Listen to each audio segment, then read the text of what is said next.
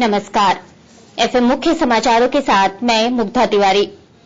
प्रधानमंत्री नरेंद्र मोदी ने राष्ट्र के युवाओं से कहा है कि आपातकाल की खतरनाक अवधि को हमेशा याद रखें। आकाशवाणी से मन की बात कार्यक्रम में श्री मोदी ने कहा कि आने वाली पीढ़ियों को आपातकाल के दौरान चलाए गए जन आंदोलन को कभी नहीं भूलना चाहिए। देश में 1975 के जून महीने में आपातकाल लगाया गया था। प्रधानमंत्री ने कहा कि तब देश के नागरिकों के सभी अधिकार छीन लिए गए थे। उनमें से एक अधिकार संविधान के अनुच्छेद 21 के तहत सभी नागरिकों को उपलब्ध जीवन और व्यक्तिगत स्वतंत्रता का अधिकार भी था। उन्होंने कहा कि देश के न्यायालय, संवैधानिक संस्थाएं और प्रेस पर भी नियंत्रण कर लिया गया था। उस समय प्रतिबंध की ऐसी स्थिति थी कि स्वीकृति के बिना कोई कुछ भी प्रकाशित नहीं कर सकता था। श्री मोदी ने याद किया कि जब प्रसिद्ध गायक किशोर कुमार ने सरकार की सराहना करने से इनकार कर दिया तो उन पर प्रतिबंध लगा दिया गया। रेडियो पर भी उनके गानों पर रोक लगा दी गई।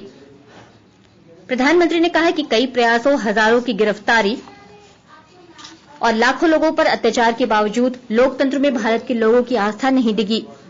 उन्होंने कहा कि लोकतांत्रिक भावना सदियों से भारत के लोगों के संस्कार में चली आ रही है और आखिरकार उसकी जीत हुई। भारत के लोगों को आपातकाल से छुटकारा मिला और लोकतांत्रिक ढंग से लोकतंत्र की पुनर्स्थापना हुई। श्री मोदी ने स्वीकार किया कि तानाशाही सोच और तानाशाही प्रवृत्ति को लोकतांत्रिक ढंग से परास्त करने का ऐसा उदाहरण विश्व में तलाश करना मुश्किल है।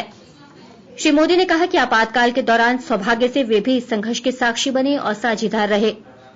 उन्होंने कहा कि आज जब भारत अपनी स्वतंत्रता के 75 वर्ष का उत्सव मना रहा है तो भारत को आपातकाल के उस भयावह दौर को कभी नहीं भूलना चाहिए। प्रधानमंत्री ने कहा कि पिछले कुछ वर्षों में अंतरिक्ष के क्षेत्र में देश में कई बड़ी उपलब्धियां हासिल की हैं। मांडर उपचुनाव में मतों की गिनती जारी है। अब तक हुई मतगणना के बाद कांग्रेस की शिल्पी नेहा तिर्की भाजपा की गंगोत्री कुजूर से आगे चल रही हैं। एफएम मुख्य समाचार समाप्त हुए। अगला एफएम बुलेटिन कल सवेरे 10 बजे प्रसारित किया जाएगा।